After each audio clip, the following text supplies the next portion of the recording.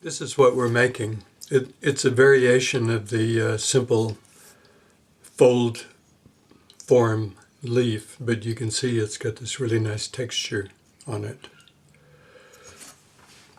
The way we're going to do that is, this is a piece of 0.5 thick fine silver that's annealed. It's 25 mil wide and 70 mil long. So I'm just going to use my little bench anvil, and I'm going to use the frets hammer that has a silk pattern on it, so you can see frets. Nice little hammer, and what we're going to do is just lightly hammer the whole piece, and you can see each time I hit it leaves a little mark. So lightly go over the whole piece,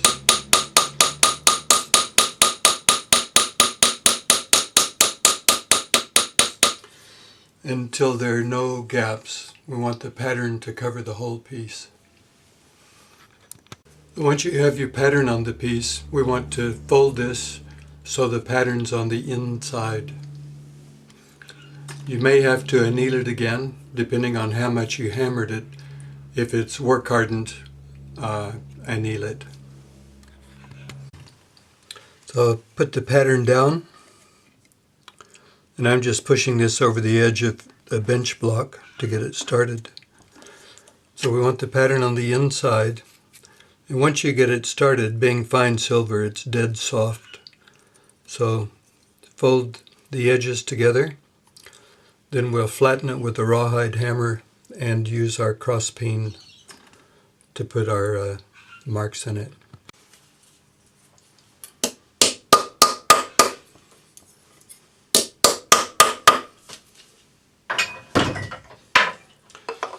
I'm using my French jeweler's hammer for this. It has a fairly sharp edge on the back. You can use any cross peen hammer. And I'm angling these marks down a little bit. Get it where you can see it. There. So you can see I'm at about a 45-degree angle. Go all the way down.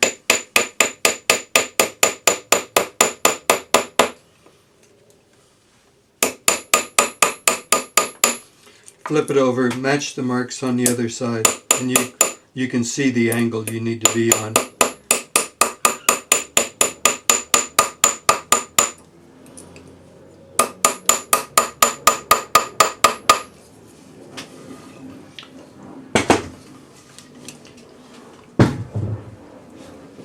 Now we just cut our piece out, and make sure that you work from the folded edge on the back, otherwise you'll end up with two pieces. So we're going to leave a tab about 2 millimeters wide, 20 mil long, and we're going to draw our leaf shape on. So just tapered on this end, rounded on the top with the stem, and saw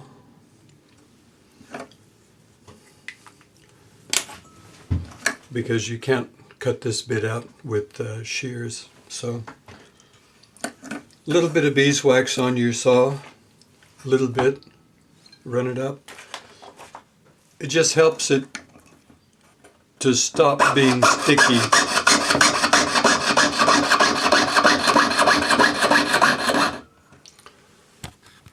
When you have your shape cut out, the only thing you need for this is a number 2 cut flat hand file. Follow the curve.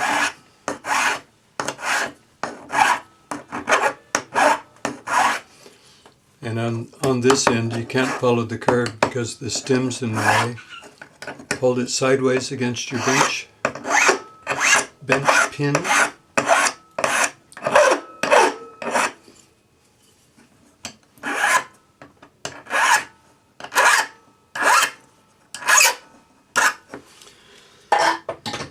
Then use your sanding stick with 400 grade paper on it.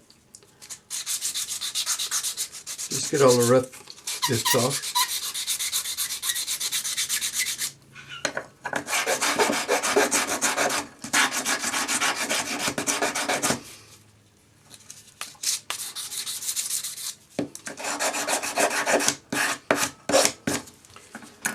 Now we want to hallmark this while it's flat.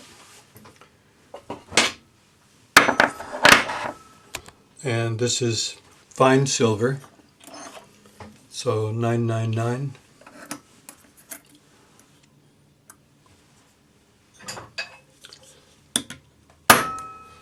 And I hallmark it fairly near the spine of the leaf. And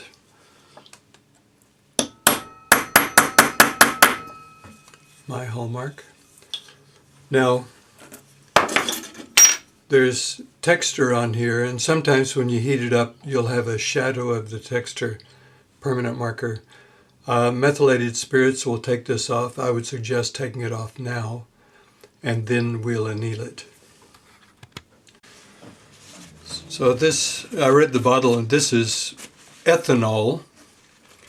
And I know in the States we used to use isopropyl alcohol, but I think any alcohol type product will get rid of the permanent marker. So now we're ready to anneal this. When you're heating fine silver, it only takes about 8 seconds of heat to anneal it. So I'm using a straight burnisher to open it. And don't really get after it with the point on the inside, or you'll put scratches in it that you don't want. So we just need an opening about like this. And then we'll use our rawhide hammer and tap it on the end of a ring mandrel. And you can see how easy it will open up.